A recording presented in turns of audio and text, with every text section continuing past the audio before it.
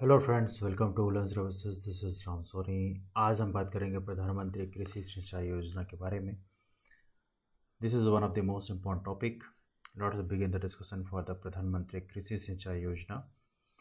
बीते कुछ दिनों पहले एक एग्ज़ाम हुआ था एनडीए का, वहाँ पे यहाँ से क्वेश्चन भी आया था। तो आइए बात करते हैं बेसिकली योजना कब स्टार्ट हुई। योजनाओं में दो चीज़ें इंपॉर्टेंट होती हैं जो आपको किसी भी योजना के लिए इंपॉर्टेंट होती है, जो आपको जानना ही चाहिए। पहली इंपॉर्टेंट चीज़ ये होती है कि आपको ये पता होना चाहिए वो सेंट्रली स्पॉन्सर्ड स्कीम है या सेंट्रल सेक्टर स्कीम है। दूसरी बात आपको पता होना चाहिए वो स्कीम की शुरुआत कब हुई। और तीसरी बात पता होना चाहिए वो स्कीम कौन से डिपार्टमेंट के अंदर रन करती है। चलिए स्टार्ट करते हैं डिस्कशन को। तो प्रधानमंत्री कृषि सिंचाई योजना की बात करें तो ये सेंट्रली स्पॉन्सर्ड स्कीम है। याद रहे, एक सेंट्रल सेक्टर स्कीम होती है। और इस सेंट्रल सेक्टर स्कीम जब मैं बात कर रहा हूँ, इसका मतलब ये होता है कि सेंट्रल सेक्टर स्कीम हम उस स्कीम को बोलते हैं जो स्कीम सेंट्रल गवर्नमेंट के अंडर में रन करती है।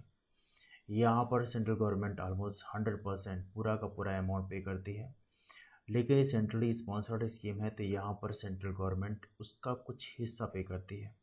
ठीक है। तो यहाँ पे देखा जाए तो स्कीम की शुरुआत हुई सन 2015 से।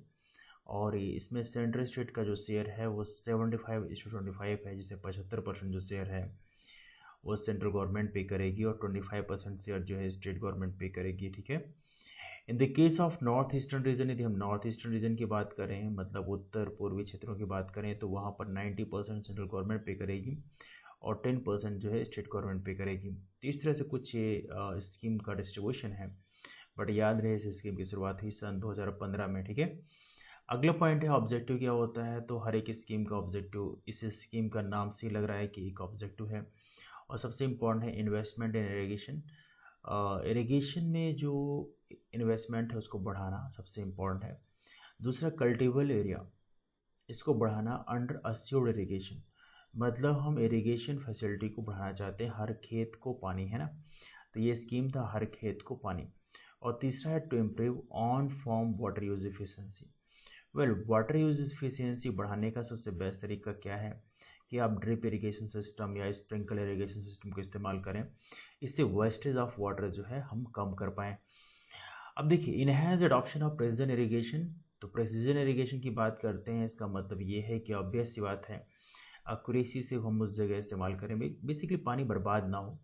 And other water saving technology, तो मोर क्रॉप पर ड्रॉप, तो मोर क्रॉप पर ड्रॉप हमारा फोकस है।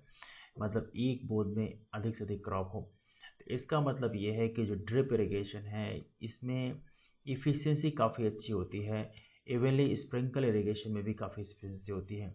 हालांकि स्प्रिंकल थोड़ी सस्ता पड़ता है लेकिन ड्रिप काफ़ी महंगा पड़ता है, बिकॉज हर जगह आपको पाइप बिछानी पड़ती है, इसलिए बिट एक्सपेंसिव। लेकिन ड्रिप इरिगेशन की इफिशियंसी काफ़ी ज़्यादा है। To enhance recharge of aquifers and introduce sustainable water conservation practices by exploring the feasibility of reusing treated municipal waste water। तो म्यूनिसिपल वेस्ट वाटर को भी हम वापस से इस्तेमाल करना चाहते हैं, रीयूज़ करना चाहते हैं फॉर पेरी अर्बन एग्रीकल्चर, है ना। तो मेन पॉइंट ये है कि इस स्कीम का उद्देश्य ये है कि मोर क्रॉप पर ड्रॉप हो और हर खेत को पानी। ये दो महत्वपूर्ण पॉइंट हैं जिनको आप याद रखें। इस स्कीम को फॉर्मेट किया गया था 3 स्कीम को ज्वाइन करके। एक्सेलरेटेड इरिगेशन बेनिफिट प्रोग्राम, ये ministry of water resource, river development and Ganga reservation के द्वारा स्टार्ट किया गया था accelerated irrigation benefit programme, AIBP। दूसरा, integrated watershed management programme, IWMP, ये था मिनिस्ट्री ऑफ रूरल डेवलपमेंट के अंदर। और ऑन फॉर्म वाटर मैनेजमेंट, ये था department of agriculture and cooperation के अंतर्गत। तो ये तीनों स्कीम्स को बेसिकली ज्वाइन किया गया है और इससे निकला हमारा ये सबसे बेहतर स्कीम है। तो प्रधानमंत्री कृषि सिंचाई योजना की बात करें, has been approve for implementation across the country with an outlay of 50,000 crore in 5 years. तो 2015 में लॉन्च किए, तो 2020 तक प्लान ये है कि हम इसमें 50,000 करोड़ रुपये खर्च करेंगे। अब देखिए, 2015-16 में आउटले रखा गया 5300 करोड़ रुपए का। अब 5300 करोड़ रुपए में जो डिस्ट्रीब्यूट किया गया उसमें 1800 करोड़ रुपए DAC के लिए, 1500 करोड़ रुपए DOLR के लिए और 2000 करोड़ रुपए MOWR के लिए। मतलब जो मैंने बोला था अमलगमेशन हुआ है 3 स्कीम्स का, तो हर एक अलग अलग के लिए ऐसा कुछ डिस्ट्रीब्यूशन किया गया है। तो मेनली देखा है तो 50,000 करोड़ रुपए का इन्वेस्टमेंट है, तो इसको आप याद रखें। तो ये रहा इस स्कीम के बारे में। आई होप सो इसमें कुछ ना कुछ नॉलेज एडिशन आपको हुआ होगा। सबसे इम्पॉर्टेंट इसमें ये आपको पता होना चाहिए 2015-16 में इस स्कीम को शुरुआत की थी। दूसरा इम्पॉर्टेंट पॉइंट ये है AIBP, IWMP और OFWM को मर्ज करके बनाया गया है।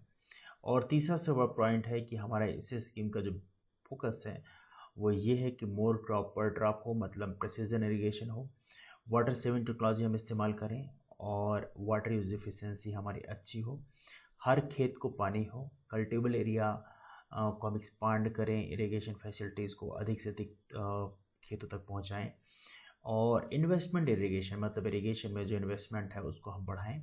तो ये हमारा इस योजना का मेन उद्देश्य है। ये है प्रधानमंत्री कृषि सिंचाई योजना।